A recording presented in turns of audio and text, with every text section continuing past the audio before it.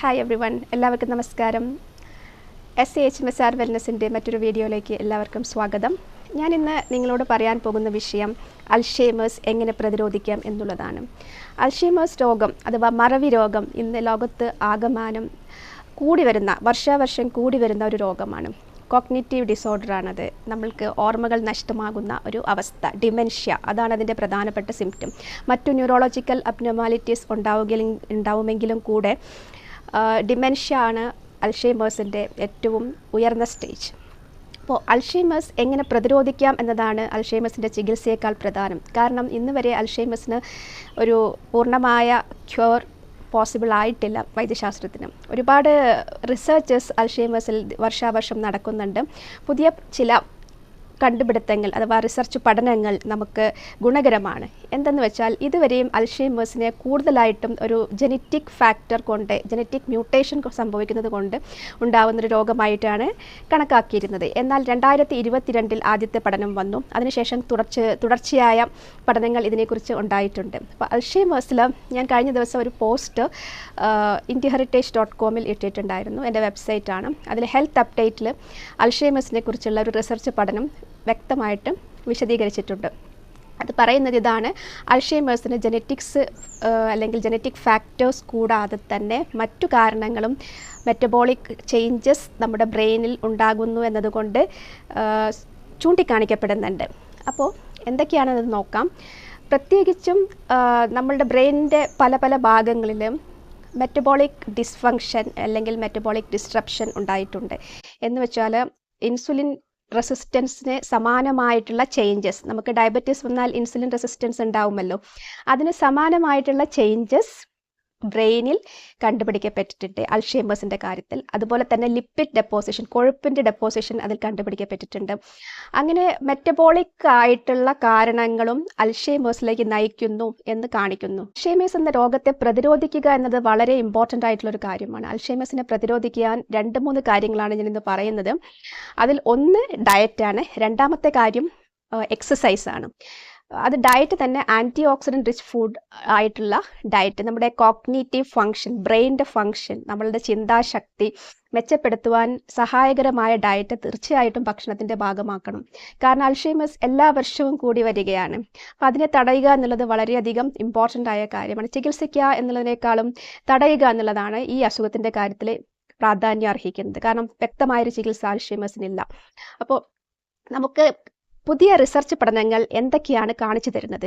മുമ്പ് നമ്മളതൊരു genetic factor മാത്രം, അല്ലെങ്കിൽ ജനറ്റിക് ഫാക്ടറിനേക്കാളും വളരെ കുറഞ്ഞ രീതിയിലെ എൻവയൺമെൻറ്റൽ ഫാക്ടേഴ്സിന് അൽഷൈമേഴ്സിൽ സാധ്യത ഉണ്ടായിരുന്നുള്ളൂ. പക്ഷേ ഇന്ന് ഈ പഠനങ്ങൾ വിരൽ ചൂണ്ടുന്നത് എൻവയൺമെൻറ്റൽ ഫാക്ടേഴ്സിലേക്കും കൂടെയാണ്. അതായത് നമ്മുടെ ലൈഫ് സ്റ്റൈലിൽ ഉണ്ടാകുന്ന മാറ്റങ്ങൾ, ജീവിതചര്യയിൽ ഉണ്ടാകുന്ന മാറ്റങ്ങൾ. അപ്പോൾ ഇതെല്ലാം മനസ്സിൽ കണ്ടുകൊണ്ട് വേണം നമ്മുടെ ലൈഫ് സ്റ്റൈൽ മോഡിഫൈ ചെയ്യാൻ. അത് മാത്രമേ നമുക്ക് അൽഷൈമേഴ്സിനെ തടയാനുള്ള വഴിയായിട്ട് പറയാൻ പറ്റൂ. അതിൽ ഫിസിക്കൽ എക്സസൈസ് തന്നെ ഞാൻ ആദ്യം പറയാം, അതിനുശേഷം ഡയറ്റ് പറയാം. കോഗ്നിറ്റീവ് ഇമ്പയർമെൻറ്റ്, അതാണ് ഏത് ഡിമെൻഷ്യയുടെയും ആദ്യത്തെ സ്റ്റേജ്. കുറഞ്ഞ തോതിലുള്ള മെമ്മറി ലോസ്, നമുക്ക് ചിന്തിക്കുവാൻ ഉള്ള ആ കഴിവിനെയാണ് കോഗ്നിഷൻ എന്ന് പറയുന്നത്. ചിന്തിക്കുക, അണ്ടർസ്റ്റാൻഡിങ്, കോംപ്രിഹെൻഷൻ, ഇതൊക്കെയാണ് നമ്മൾ കോഗ്നിറ്റീവ് ഫങ്ഷൻ എന്നതുകൊണ്ട് അർത്ഥമാക്കുന്നത്. കാര്യങ്ങൾ വിവേചിച്ചറിയാനുള്ള കഴിവ്, മനസ്സിലാക്കാനുള്ള കഴിവ്, ചിന്തിക്കുവാനുള്ള കഴിവ്. അപ്പോൾ ആ ഒരു ഫങ്ഷൻ ക്രമേണ കുറയുകയാണെങ്കിൽ അത് ഡിമെൻഷ്യയിലേക്ക് എത്തും, മറവി രോഗത്തിലേക്ക് എത്തും. ഡിമെൻഷ്യയ്ക്ക് പല കാരണങ്ങളുണ്ട്. അതിൽ ഒന്നാണ് അൽഷൈമേഴ്സ്. ഡിമെൻഷ്യയുടെ പര്യായമല്ല അൽഷൈമേഴ്സ്. എന്ന് വെച്ചാൽ ഡിമെൻഷ്യ പല കാരണങ്ങൾ കൊണ്ടുണ്ടാകും. സ്ട്രോക്ക് വന്ന പേഷ്യൻറ്റിൽ പോസ്റ്റ് സ്ട്രോക്ക് ഇഫക്റ്റായിട്ട് ഡിമെൻഷ്യ വരാം, മറവി വരാം. അതുപോലെ തന്നെ ലെവീസ് ബോഡി ഡിമെൻഷ്യ, അതുപോലെ മറ്റ് ഹണ്ടിങ്ടൺസ് ഡിസീസസിലും, അതുപോലെ തന്നെ മറ്റു പല ബേസൽ ഗാംഗ്ലിയെ എഫക്റ്റ് ചെയ്യുന്ന, ബ്രെയിൻ്റെ ഒരു പ്രത്യേക ഭാഗമാണത്, എഫക്റ്റ് ചെയ്യുന്ന ഭാഗങ്ങളിലുണ്ടാവുന്ന ഡീജനറേഷൻ ഡിമെൻഷ്യയിലേക്ക് നയിക്കും, മറവിയിലേക്ക് നയിക്കും. പക്ഷേ അൽഷൈമേഴ്സ് അതിൽ 1-ാം സ്ഥാനത്ത് നിൽക്കുന്ന ഒരു കാര്യമാണ്. പക്ഷേ നമുക്ക് ഇപ്പോഴത്തെ ഈ പുതിയ റിസർച്ച് പഠനങ്ങൾ കാണിക്കുന്നത് നമ്മുടെ തെറ്റായ ജീവിത രീതി അൽഷൈമേഴ്സിലേക്ക് നയിക്കും എന്ന് തന്നെയാണ്. അപ്പോൾ ലിപ്പിഡ് ഡെപ്പോസിഷൻ ബ്രെയിനിൽ കണ്ടുപിടിക്കപ്പെട്ടിട്ടുണ്ട്. അതുപോലെ തന്നെ ഇൻസുലിൻ റെസിസ്റ്റൻസിന് സമാനമായ അവസ്ഥ ബ്രെയിനിൽ കണ്ടുപിടിക്കപ്പെട്ടിട്ടുണ്ട്. അതുപോലെ തന്നെ oxidative stress free radical mechanism കൊണ്ടാണ് ഉണ്ടാവുന്നത്. ആ ഒരു ഓക്സിഡേറ്റീവ് സ്ട്രെസ് അൽഷൈമേഴ്സിനെ വഷളാക്കും. ഈ പറഞ്ഞ കാര്യങ്ങളും ലിപ്പിഡ് ഡെപ്പോസിഷനും ന്യൂറോ ഡീജനറേഷനും, അതായത് ബ്രെയിനിൻ്റെ കോശങ്ങൾ, തലച്ചോറുള്ള കോശങ്ങൾ നശിക്കുന്നതിനെയാണ് ന്യൂറോ ഡീജനറേഷൻ എന്ന് പറയാം. അത് ത്വരിതപ്പെടുത്തുന്നതിൽ ഏറ്റവും അധികം വലിയ പങ്ക് ഓക്സിഡേറ്റീവ് സ്ട്രെസ്സിനുണ്ട്, ഫ്രീ റാഡിക്കൽസിനുണ്ട്. അപ്പോൾ നമ്മൾ ഡയറ്റ് എങ്ങനെ ഫോക്കസ് ചെയ്യണം, എക്സസൈസ് എങ്ങനെ ഫോക്കസ് ചെയ്യണം എന്നാണ് ഈ വീഡിയോ കൊണ്ട് അർത്ഥമാക്കുന്നത്. നിങ്ങൾ കാര്യമായിട്ട് ഇതിൽ രണ്ട് കാര്യങ്ങളെ ചെയ്യേണ്ടതുള്ളൂ. എല്ലാ ദിവസവും നന്നായിട്ട് എക്സസൈസ് ചെയ്യുക. ഒരു 30 മിനിറ്റ്സ് നമ്മൾ നടത്തം മാത്രം പോരാ, ബ്രെയിനിനെ സ്റ്റിമുലേറ്റ് ചെയ്യുന്ന തരത്തിൽ നിങ്ങൾ കൂടുതലായിട്ടും പ്രത്യേക തരത്തിലുള്ള എക്സസൈസ് ചെയ്യണം. അതായത് നിങ്ങൾ കൈ മേൽപോട്ട് ഉയർത്തുക, ഒരു റൈറ്റ് ഹാൻഡ് പൊക്കുക, അതുപോലെ തന്നെ ലെഫ്റ്റ് ഹാൻഡ് പൊക്കുക. അങ്ങനെ മാറി മാറി ചെയ്യുമ്പോൾ ബ്രെയിനെ സ്റ്റിമുലേറ്റ് ചെയ്യുന്നൊരു എക്സസൈസാണ്. അത്തരത്തിൽ ഉള്ള എക്സസൈസസ് കൂടുതലായിട്ട് ചെയ്യുക.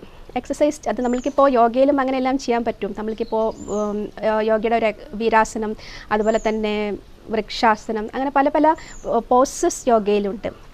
ഒരു കാല് നമ്മൾ ബാക്കിലോട്ട് മടക്കി വെച്ചിട്ട് മറ്റേ കൈ പൊക്കുന്ന ആ തരത്തിൽ നിങ്ങൾ മാറി മാറി നമ്മളെ ബ്രെയിനിനെ സ്റ്റിമുലേറ്റ് ചെയ്യുന്ന തരത്തിലുള്ള എക്സസൈസ് ചെയ്യുക ഒന്ന്. അതുപോലെ നമ്മൾ ഒരു കോളംസ്, നിലത്ത് കോളംസ് വരച്ചിട്ട് ചാടിക്കിടക്കില്ലേ, അതുപോലെ തരത്തിലുള്ള എക്സസൈസസ് ചെയ്യുക. 1 ൽ നിന്നും 3ലേക്കും, 3 ൽ നിന്നും 4ലേക്കും, പിന്നെ അതിന്ന് നമ്മൾ നടുക്ക് തൊടാതെ ബാക്കിലേക്കും. ഇപ്പം നമ്മൾ ബ്രെയിൻ യൂസ് ചെയ്യുന്നുണ്ട്, നമ്മൾ യാന്ത്രികമായിട്ടല്ല എക്സസൈസ് ചെയ്യുന്നത്. അതുപോലെ മൈൻഡ്ഫുള്ളി എക്സസൈസ് ചെയ്യുക. പിന്നെ രണ്ടാമത്തെ കാര്യം, നമ്മളൊരു ലൈനിലൂടെ നടക്കുക, നമ്മൾ സൈഡ് വാക്ക് നടത്തുക. നമ്മൾ ഇങ്ങനെ ഇതുപോലെ ഇങ്ങനെ സൈഡിലേക്ക് പോകുന്ന തരത്തിലുള്ള വാക്ക് നടത്തുക. മുന്നോട്ടും ബാക്കോട്ടും നടക്കുക. അതുപോലെ ഒരുപാട് ടൈപ്പ് എക്സസൈസസ് അൽഷീമേഴ്സ് തടയാനായിട്ട് ഉണ്ട്. അപ്പോൾ നിങ്ങൾ എക്സസൈസിൻ്റെ കാര്യത്തിൽ നമ്മൾ വിയർക്കണ തരത്തിൽ എക്സസൈസ് ചെയ്യുമ്പോൾ അത് ബ്രെയിനിനെ ഉത്തേജിപ്പിക്കുന്നുണ്ട്. തീർച്ചയായിട്ടും പല തരത്തിലുള്ള എക്സസൈസ് ഇതിന് വേണ്ടിയിട്ട് ചെയ്യാവുന്നതാണ്. എയറോബിക് എക്സസൈസസ്, അതുപോലെ തന്നെ നമുക്ക് ജിമ്മിൽ പോയിട്ട് അധികം വെയിറ്റ് എടുക്കാത്ത തരത്തിലുള്ള എക്സസൈസസ്, ഇതെല്ലാം ചെയ്യാവുന്നതാണ്. യോഗ വളരെ നല്ലൊരു എക്സസൈസാണ്. നമ്മുടെ നെർവസ് സിസ്റ്റത്തിനെ ഏറ്റവും സ്റ്റിമുലേറ്റ് ചെയ്യുവാനും നമ്മളെ ബ്രെയിൻ ഏറ്റവും റിലാക്സ് ചെയ്യിക്കുവാനും സഹായിക്കുന്നതാണ് യോഗ എക്സസൈസ്. യോഗ പലതരത്തിലുള്ള യോഗയുണ്ട്, പവർ യോഗയുണ്ട്, അതുപോലെ തന്നെ നമ്മൾ കുണ്ടലിനി യോഗയുണ്ട്. അപ്പോൾ പല തരത്തിലുള്ള യോഗ എക്സസൈസ് ഉണ്ടെങ്കിൽ പോലും നിങ്ങൾ ഏറ്റവും കുറഞ്ഞ രീതിയിൽ ചെയ്താൽ പോലും അതിൻ്റെതായ ബെനിഫിറ്റ്സ് ബ്രെയിനിനുണ്ട്. അതായത് ബ്രീത്തിങ് എക്സസൈസ് യോഗയിൽ, പ്രാണായാമം, അതുപോലെ തന്നെ ശ്വസനക്രിയ, ഉജ്ജായി, അനുലോമ വിലോമ പ്രാണായാമം, ഇതെല്ലാം വളരെ നല്ല പ്രാണായാമ എക്സസൈസാണ്. ഇപ്പോൾ അത് പ്രോപ്പറായിട്ട് നിങ്ങൾ ചെയ്തിട്ടില്ലെങ്കിൽ പോലും നിങ്ങൾക്ക് അതിൻ്റെ ബെനിഫിറ്റ്സ് കിട്ടും. കാരണം നമ്മൾ ബ്രീത്ത് ചെയ്യുന്ന സമയത്ത് നമ്മുടെ നെർവസ് സിസ്റ്റം സ്റ്റിമുലേറ്റ് ആവുന്നുണ്ട് കേട്ടോ. അപ്പോൾ അത് വളരെ ഇമ്പോർട്ടൻ്റ് ആയിട്ട് മനസ്സിലാക്കി ബ്രീത്തിങ് എക്സസൈസ്, മൈൻഡ് ബോഡി എക്സസൈസസിന് ഇമ്പോർട്ടൻറ്റ് കൊടുക്കുക. വെറും ഒരു നടത്തം മാത്രം പോരാ, നടത്തത്തിന് അതിൻ്റെതായ ബെനിഫിറ്റ്സ് തീർച്ചയായിട്ടും ഉണ്ട്, അത് ഒരിക്കലും ഒഴിവാക്കരുത്. കൂടാതെ എക്സ്ട്രാ എക്സസൈസ് കൂടെ ചെയ്യണം. അപ്പോൾ ബ്രെയിനിനെ സ്റ്റിമുലേറ്റ് ചെയ്യുന്ന തരത്തിലുള്ള എക്സസൈസസ് പലതും നിങ്ങൾക്ക് നെറ്റിൽ സെർച്ച് ചെയ്യാൻ കിട്ടുന്നതാണ്. ഞാനിപ്പോൾ ജസ്റ്റ് വളരെ സൂപ്പർഫിഷ്യലായിട്ടാണ് പറഞ്ഞിട്ടുള്ളത് ഏതൊക്കെ ടൈപ്പ് എക്സസൈസസ് ആണ്. നിങ്ങൾ ഡീപ്പായിട്ട് തന്നെ നോക്കുക. കാരണം ഇത് വീഡിയോ കുറച്ചും കൂടെ ലെങ്തി ആയിപ്പോവും, അതും കൂടെ ഡിസ്ക്രൈബ് ചെയ്യണം. വേറൊരു വീഡിയോയിൽ വേണമെങ്കിൽ തീർച്ചയായിട്ടും അതിനെക്കുറിച്ചിട്ട് ഡിസ്ക്രൈബ് ചെയ്യാവുന്നതാണ്. പിന്നെ അടുത്തത് ഡയറ്റാണ്. ഡയറ്റ് എന്ന് പറയുമ്പം മൈൻഡ് ഡയറ്റ് അല്ലെങ്കിൽ മെഡിറ്ററേനിയൻ ഡയറ്റ്, രണ്ടും കുറച്ച് വ്യത്യാസമുള്ള ഡയറ്റുകളാണ്. നിങ്ങൾ ഫോളോ ചെയ്യുകയാണെങ്കിൽ ബ്രെയിനിൻ്റെ കോഗ്നിറ്റീവ് ഫങ്ഷൻ, ബ്രെയിനിൻ്റെ ചിന്താശക്തി, അതുപോലെ നമ്മൾക്ക് കാര്യങ്ങൾ മനസ്സിലാക്കാനുള്ള കഴിവ് ഒക്കെ അതുപോലെ നിലനിർത്താൻ സഹായിക്കുന്നതാണ്. കാരണം ഏജിങ് റിലേറ്റഡ് ആയിട്ട് തന്നെ നമുക്ക് ഒരുപാട് ഡീജനറേറ്റീവ് ചേഞ്ചസ്, കോശങ്ങൾ നശിച്ചു പോകുന്ന അവസ്ഥ ഉണ്ടാവാറുണ്ട് ബ്രെയിനിൽ മാത്രമല്ല നമ്മുടെ ശരീരത്തിൻ്റെ പല ഭാഗങ്ങളിലും ഡീജനറേറ്റീവ് ചേഞ്ചസ് ഏജ് റിലേറ്റഡ് ആയിട്ട് ഉണ്ടാവാറുണ്ട്. അപ്പോൾ നമ്മൾ എന്താ ചെയ്യേണ്ടതെന്ന് വെച്ചാൽ ആ ഡീജനറേഷൻ കുറയ്ക്കുവാൻ ഉള്ള വഴികൾ നോക്കുക. ഒരു പരിധിവരെ നമുക്കത് കുറയ്ക്കാൻ പറ്റും, പ്രത്യേകിച്ചും എക്സസൈസും ഡയറ്റും ഉണ്ടെങ്കിൽ. പക്ഷേ അത് തന്നെ നമുക്ക് വളരെയധികം അഡ്വാൻറ്റേജസ്, പ്രയോജനങ്ങൾ നമുക്ക് തരുന്നതാണ്. അപ്പോൾ എന്തൊക്കെയാണ് നോക്കാം.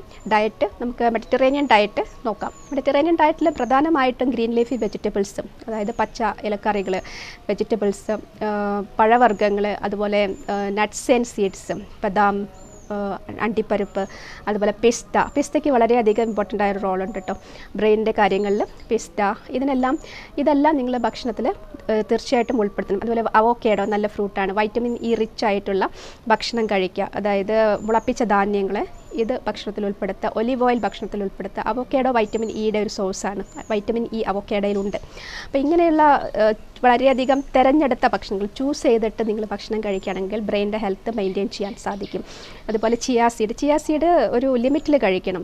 നമ്മളിപ്പോൾ യൂട്യൂബിലൊക്കെ പല വീഡിയോസിൽ ചിയാ സീഡ് ഒരുപാട് എമൗണ്ട് എടുക്കുക, പിന്നെ അങ്ങനെ കുറേ പൗഡറാക്കി പല ധാന്യങ്ങളും പല നട്ട്സും സീഡ്സൊക്കെ മിക്സ് ചെയ്തിട്ട് ഒന്നിലധികം സ്പൂൺ എടുത്ത് കഴിക്കുന്നത് കാണാറുണ്ട്. പക്ഷേ ചിയാ സീഡ് ഒരു പരിധിയിലധികം കഴിച്ചാൽ അത് ശരീരത്തിന് നല്ലതല്ല. കൂടാതെ നെർവസ് സിസ്റ്റത്തിൻ്റെ ഹെൽത്തിനും വൈറ്റമിൻ ഇ സഹായിക്കുന്നുണ്ട്. അപ്പോൾ ഈ കാര്യങ്ങൾ മനസ്സിലാക്കി അത് ഉള്ള ഭക്ഷണം കഴിക്കുക. മുളപ്പിച്ച ധാന്യങ്ങളിൽ വൈറ്റമിൻ ഇ ഉണ്ട്, അവോക്കാഡോയിലുണ്ട്, അതുപോലെ ഒരുവിധം വെജിറ്റബിൾ ഓയിൽസിലെല്ലാം വൈറ്റമിൻ ഇ ഉണ്ട്, ഒലിവ് ഓയിൽ നല്ലൊരു സോഴ്സാണ്. അപ്പോൾ ഇത്തരം കാര്യങ്ങളെല്ലാം കോഗ്നിറ്റീവ് ഫങ്ഷൻ, നെർവിൻ്റെ ഫങ്ഷൻ, ബ്രെയിനിൻ്റെ ഫങ്ഷൻ ഇമ്പ്രൂവ് ചെയ്യാനും സഹായിക്കും. അപ്പോൾ ഇത്തരം ഭക്ഷണങ്ങൾ ആണ് നിങ്ങളുടെ ഡയറ്റിൽ ഉൾപ്പെടുത്തേണ്ടത്. എന്ന് വെച്ചാൽ ഇപ്പോൾ പറഞ്ഞതുപോലെ vegetables, green leaf vegetables, fruits, അതുപോലെ nuts and seeds, olive oil, അതുപോലെ നിങ്ങൾക്ക് പ്രോട്ടീനും ഭക്ഷണത്തിൽ ഉൾപ്പെടുത്തേണ്ടത് ആവശ്യമാണ്. നമ്മുടെ ഏത് കോശത്തിൻ്റെ ആവട്ടെ ഡെവലപ്മെൻറ്റിന് പ്രോട്ടീൻ വളരെയധികം ആവശ്യമുള്ളൊരു ഘടകമാണ്. അപ്പോൾ പ്രോട്ടീൻ അടങ്ങിയ ഭക്ഷണം കഴിക്കുക. അറിയാലോ, പയറുവർഗ്ഗങ്ങളാണ്, ഞാൻ കഴിഞ്ഞ ദിവസത്തെ വീഡിയോയിലും വിശദമായിട്ട് പറഞ്ഞിട്ടുണ്ട്. പയറുവർഗ്ഗങ്ങൾ, പാൽ, മുട്ട, മീൻ, ചിക്കൻ, അതിൽ റെഡ് മീറ്റ് കുറയ്ക്കുക. മറ്റു മീറ്റ് കുഴപ്പമില്ല, അതായത് കുറഞ്ഞ തോതിൽ. അതിൻ്റേതായ മായം അങ്ങനത്തെ കാര്യങ്ങളല്ല കേട്ടോ ഞാൻ പറയുന്നത്. സാധാരണഗതിയിൽ ചിക്കൻ മിതമായ അളവിൽ കഴിക്കുകയാണെങ്കിൽ കുഴപ്പമില്ല. പക്ഷേ റെഡ് മീറ്റ് നമ്മൾ കഴിക്കുമ്പോൾ അതിപ്പോൾ കണ്ടാമിനേറ്റഡ് അല്ലെങ്കിലും അതിൽ മറ്റു മായങ്ങളൊന്നും ഇല്ലെങ്കിൽ പോലും അതിന് ക്യാൻസർ റിസ്ക് കൂടുതലാണ്. അപ്പോൾ അത് കുറയ്ക്കുക, മാക്സിമം കുറയ്ക്കുക. താല്പര്യമുള്ളതിൽ വല്ലപ്പോഴും മാത്രം കഴിക്കാം. പിന്നെ നമുക്ക് ചെയ്യാവുന്ന ഒരു കാര്യം എന്ന് വെച്ചാൽ അൽഷൈമേഴ്സിനെ തടയുവാൻ മൈൻഡ് റിലാക്സേഷൻ ടെക്നിക്സും വളരെയധികം ഇമ്പോർട്ടൻ്റ് ആണ്. ഓവർ സ്ട്രെസ്സ് എപ്പോഴും നമുക്ക് ഫ്രീ റാഡിക്കൽ അറ്റാക്ക് ബോഡിയിൽ ഉണ്ടാക്കുവാൻ സഹായിക്കും. അതുപോലെ തന്നെ ഹോർമോണൽ ഇംബാലൻസസ് ഉണ്ടാക്കും. ഞാനിപ്പോൾ വിരൽ ചൂണ്ടുന്നത് എങ്ങോട്ടാണെന്ന് വെച്ചിരിക്കുകയാണെങ്കിൽ ഇൻസുലിൻ റെസിസ്റ്റൻസ് ലൈക്ക് സിൻഡ്രോം, നമ്മുടെ അതല്ലെങ്കിൽ അതിൻ്റെ ഇൻസുലിൻ റെസിസ്റ്റൻസ് പോലുള്ള പ്രശ്നങ്ങൾ ബ്രെയിനിലും അൽഷൈമേഴ്സ് റിലേറ്റഡ് ആയിട്ട് റിസർച്ച് പഠനങ്ങൾ കാണിക്കുന്നു എന്നാണ്. എങ്ങനെയാണ് ഇൻസുലിൻ റെസിസ്റ്റൻസ് ഉണ്ടാവുന്നത്? നമ്മൾക്ക് സാധാരണഗതിയിൽ ഡയബറ്റീസ് ഉള്ള ഒരാൾക്ക് ഇൻസുലിൻ റെസിസ്റ്റൻസ് ഉണ്ടാവും. ഇൻസുലിൻ ഹോർമോൺ ശരിക്കും പ്രവർത്തിക്കാത്തൊരു അവസ്ഥ. ആ അവസ്ഥ നമ്മൾക്ക് ഒന്നുകിൽ ഫിസിക്കൽ ആക്ടിവിറ്റി ഇല്ലെങ്കിൽ വരാം, ജീൻ കാരണം ഡയബറ്റീസ് ഉള്ളവർക്ക് വരാം, അതുപോലെ തന്നെ ലൈഫ് സ്റ്റൈൽ കാരണം ഡയബറ്റീസിലേക്ക് എത്തിപ്പെടുന്നവർക്ക് വരാം. അപ്പോൾ എങ്ങനെ നോക്കിയാലും അമിതവണ്ണം തന്നെയാണ് പ്രധാന കാരണം. അപ്പോൾ ഹോർമോണൽ ഇംബാലൻസ് ഉണ്ടാവും, നമ്മളുടെ ലൈഫ് സ്റ്റൈലാണ് കാരണം. അപ്പോൾ അവിടെ നമ്മൾ ഇൻ്റർവീൻ ചെയ്യണം, അവിടെയാണ് നമ്മൾ മാറ്റങ്ങൾ വരുത്തേണ്ടത്. അപ്പം അങ്ങനത്തെ കാര്യങ്ങൾ വ്യക്തമായിട്ട് ചെയ്യുകയാണെങ്കിൽ അൽഷൈമേഴ്സിനെയും തടയാൻ സാധിക്കും. അപ്പോൾ ഇന്നത്തെ വീഡിയോയിൽ നമ്മൾ 3-4 കാര്യങ്ങളാണ് പറഞ്ഞത്. ഒന്ന് ഡയറ്റ്, മെഡിറ്ററേനിയൻ ഡയറ്റ് ഫോളോ ചെയ്യാം, അല്ലെങ്കിൽ മൈൻഡ് ഡയറ്റ് ഫോളോ ചെയ്യാം. പിന്നെ രണ്ടാമത്തെ കാര്യം ഫിസിക്കൽ ആക്ടിവിറ്റി, ബ്രെയിൻ സ്റ്റിമുലേറ്റ് ചെയ്യുന്ന തരത്തിലുള്ള ഫിസിക്കൽ ആക്ടിവിറ്റി ചെയ്യുക. അതുപോലെ തന്നെ നിങ്ങൾക്ക് മെൻ്റൽ എക്സസൈസസും ചെയ്യാം കേട്ടോ. നമ്മൾ ബ്രെയിനിനെ സ്റ്റിമുലേറ്റ് ചെയ്യാൻ നമ്മൾ എന്തെങ്കിലുമൊക്കെ ലാംഗ്വേജ് പഠിക്കുക, അല്ലെങ്കിൽ പസിൽസ്, കുട്ടികളുടെ ജിക്സോ പസിൽസ് കണ്ടിട്ടില്ലേ, കുറേ പേപ്പേഴ്സ് യോജിപ്പിച്ചിട്ട് ചിത്രം സമ്പൂർണ്ണമാക്കുക, കംപ്ലീറ്റ് ചെയ്യാം. അങ്ങനത്തെ ജിക്സോ പസിൽസും കാര്യങ്ങളൊക്കെ ചെയ്യാം. അതുപോലെ ഒരുപാട് ഗെയിംസ് ഉണ്ട് നമ്മളെ ബ്രെയിനിനെ സ്റ്റിമുലേറ്റ് ചെയ്യുന്ന തരത്തിൽ. അതൊക്കെ ജസ്റ്റ് നമ്മൾ ഒരു ഇനീഷ്യേറ്റീവ് എടുത്ത് മനഃപൂർവ്വം ചെയ്യുകയാണെങ്കിൽ നമുക്ക് അൽഷൈമേഴ്സിനെ തടയാൻ സാധിക്കും. അതിൽ ഈ പറഞ്ഞ ലാസ്റ്റത്തെ കാര്യം, ഇൻസുലിൻ റെസിസ്റ്റൻസ് പോലത്തെ ഒരു അവസ്ഥ ബ്രെയിനിൽ ഉണ്ടാവാതിരിക്കുവാൻ എക്സസൈസിന് വളരെയധികം പങ്കുണ്ട്. അമിതമായിട്ട് ഭക്ഷണം കഴിക്കാതിരിക്കുന്നതിലും പങ്കുണ്ട്. വേണ്ട ആഹാരം മാത്രം കഴിക്കുക, പോഷകസമ്പുഷ്ടമായ ആഹാരം മാത്രം കഴിക്കുക. അത്യാവശ്യം നന്നായിട്ട് ഫിസിക്കൽ ആക്ടിവിറ്റി ഉറപ്പുവരുത്തുക, എക്സസൈസ് ഉറപ്പുവരുത്തുക. ഇത്രയും കാര്യങ്ങളാണ് ഞാൻ അൽഷൈമേഴ്സ് പ്രതിരോധിക്കാനുള്ള ഒരു ഇൻസ്ട്രക്ഷൻസായിട്ട് പറയുന്നത് കേട്ടോ. അപ്പോൾ ഇതൊക്കെ നമ്മൾ നേരത്തെയും അറിയുന്ന കാര്യങ്ങളാണ്. എക്സസൈസ് വേണം, ഫിസിക്കൽ ആക്ടിവിറ്റി വേണം, അതുപോലെ തന്നെ റിലാക്സേഷൻ ടെക്നിക്സ് വേണം. പക്ഷേ ഇന്ന് അത് പറയുന്നതിന് ഒരു വ്യത്യാസമുണ്ട്. പുതിയ റിസർച്ചിൻ്റെ വെളിച്ചത്തിലാണിത് പറയുന്നത്. പഴയ റിസർച്ചിൽ നമ്മൾ ആൻറ്റി ഓക്സിഡൻസ് കൊടുത്തു കഴിഞ്ഞാൽ അൽഷൈമേഴ്സിനെ തടയാമെന്ന് മാത്രമേ നമുക്കുണ്ടായിരുന്നുള്ളൂ. അപ്പോൾ ഈ ഒരു 4-5 വർഷം കൊണ്ട് മെറ്റബോളിക് എറേഴ്സ് ബ്രെയിനിലുണ്ടാവുന്നു അൽഷൈമേഴ്സ് പേഷ്യൻസിൽ എന്ന പഠനത്തിൻ്റെ ഒരു ബാക്ക്ഡ്രോപ്പിലാണ് നമ്മളിത് പറയുന്നത് കേട്ടോ. അപ്പോൾ ഇത് മനസ്സിലാക്കിയിട്ട് അതിൻ്റെ ആധികാരികത, ആ സ്റ്റഡിയുടെ ആധികാരികത വളരെ അധികം ഉണ്ട്. അപ്പോൾ അതിൻ്റെ വെളിച്ചത്തിൽ പറയുന്നത് ഡയറ്റിലും എക്സസൈസിലും അതുപോലെ മൈൻഡ് റിലാക്സേഷൻ ടെക്നിക്സിലും വളരെയധികം ഊന്നൽ കൊടുക്കണം ഓരോരുത്തരും. വർഷം തോറും അൽഷൈമേഴ്സിൻ്റെ റേറ്റ് ലോകമെമ്പാടും കൂടി വരുന്ന ഈ സാഹചര്യത്തിൽ അതിന് നമ്മൾ കൃത്യമായിട്ടുള്ള ഒരു ഇൻ്റർവെൻഷൻ കൊണ്ടുവരിക തന്നെ ചെയ്യണം. ഓക്കെ, ഈ പറഞ്ഞ കാര്യങ്ങളെല്ലാം നിങ്ങൾ ജീവിതത്തിൽ പ്രായോഗികമായിട്ട് തന്നെ ചെയ്യുക, ജീവിതത്തിലേക്ക് കൊണ്ടുവരിക, ഉൾക്കൊള്ളിക്കുക. So, Dr. Sanjana will be leaving on that note. Bye. Keep on watching SIHMS, sir.